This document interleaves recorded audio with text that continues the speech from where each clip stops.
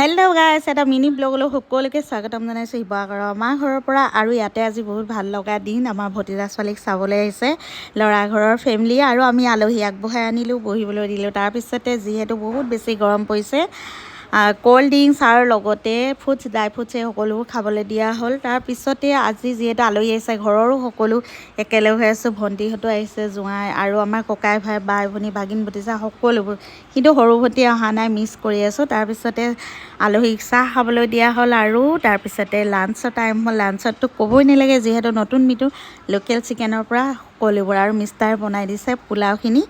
আৰু তাৰপিছতে আলহীক লাঞ্চ কৰিবলৈ দিয়া হ'ল, আৰু তাৰপিছতে ঘৰৰ সকলোবোৰ আৰু বহুত বেছি হাঁহি ধেমালিৰে আজিৰ দিনটো পাৰ কৰিলোঁ।